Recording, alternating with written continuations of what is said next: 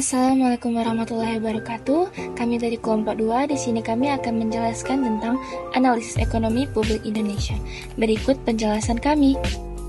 Yang pertama ada APBN 2023. APBN ini apa sih? Jadi APBN merupakan uang rakyat yang dikumpulkan dan kemudian dibelanjakan pemerintah untuk pelaksanaan rancangan pembangunan agar masyarakat sejahtera selama 1 tahun ke depan. Nah, jadi teman-teman, dalam APBN 2023 memiliki tema berupa peningkatan produktivitas untuk transformasi ekonomi yang inklusif dan berkelanjutan. Ada beberapa fokus dalam APBN 2023 seperti penguatan SDM, mendorong ekonomi hijau, revitalisasi industri, dan pembangunan infrastruktur yang mendukung transformasi ekonomi. Selanjutnya, kemana sajakah pengalokasian dana APBN? Ada dana pendidikan, dana sosial, dana kesehatan, infrastruktur, ketahanan pangan, teknologi informasi dan komunikasi, dan PKDB.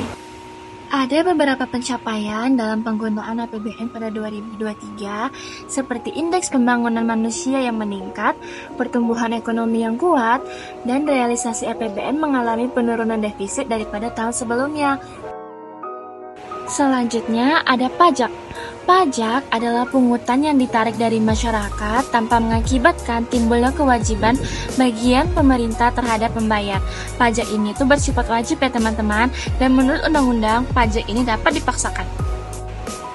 Bagaimana sih kondisi pajak Indonesia pada 2023? Menurut Keuangan, Sri Mulyani Indrawati melaporkan penerimaan pajak pada tahun 2023 mencapai 1.869,2 triliun atau 108,8% terhadap target APBN atau juga 102,8% terhadap Perpres nomor 75 tahun 2023. Ada 3 kelompok pajak yang mampu melampaui target dan tumbuh secara positif.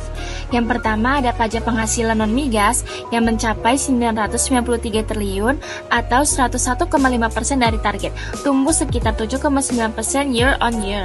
Yang kedua ada pajak penjualan barang mewah yang mencapai 764,3 triliun atau 104,6% dari target, tumbuh sekitar 11,2% year on year.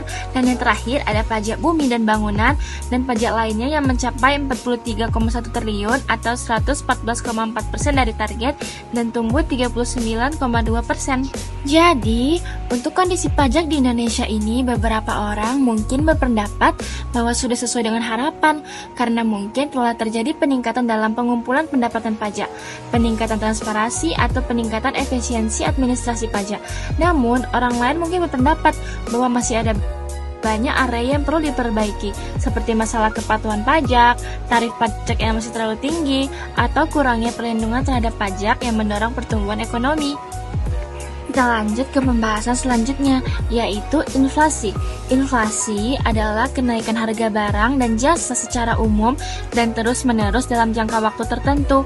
Kenaikan harga dari 1 atau 2 barang saja tidak dapat disebut inflasi ya, kecuali bila kenaikan itu meluas atau mengakibatkan kenaikan harga pada barang yang lain.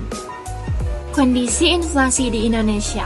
Pencapaian inflasi Indonesia tahun 2023 terjaga stabil dan terkendali pada rentang target sasaran 3% lebih dari 1. Capaian inflasi tahun 2023 tersebut tercatat sebesar 2,61% year on year atau menurun dibandingkan tahun 2022, yakni sebesar 5,51% year on year. Lebih lanjut, di luar periode terdapat pandemi 2020 sampai 2021. Realisasi inflasi tersebut merupakan yang terendah sejak tahun 2000. Kira-kira faktor apa sih yang menyebabkan inflasi pada 2023 itu menurun?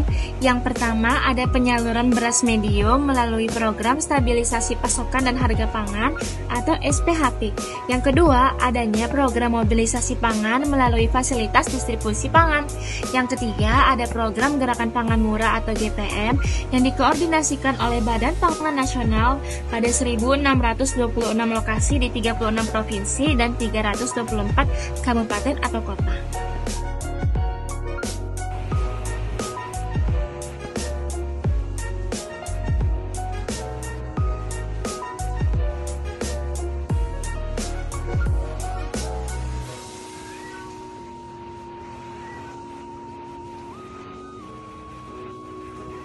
Nah, seperti yang kita tahu, tingkat pengangguran di Indonesia ini cukup tinggi kan teman-teman? Kira-kira faktor apa sih yang menyebabkan pengangguran di Indonesia menjadi tinggi? Yang pertama, banyaknya permintaan tenaga kerja namun terbatasnya ketersediaan lapangan pekerjaan. Yang kedua, tingginya standar dalam suatu perusahaan. Dan ketiga, kurangnya peran pemerintah terhadap ketersediaan lapangan pekerjaan. Terus, bagaimana sih kondisi pengangguran di Indonesia pada tahun 2023? Jadi, menurut data Bank Indonesia, jumlah pengangguran di Indonesia terus berkurang, di mana mencapai 7,86 juta orang pada tahun 2023, berkurang sekitar 560.000 orang, atau 6,77% dibandingkan Agustus 2022. Jadi, pengangguran di Indonesia pada 2023 mengalami penurunan yang cukup banyak dibanding tahun-tahun sebelumnya, teman-teman. Lalu, langkah apa saja sih yang dapat kita perbuat untuk mengatasi pengangguran di Indonesia?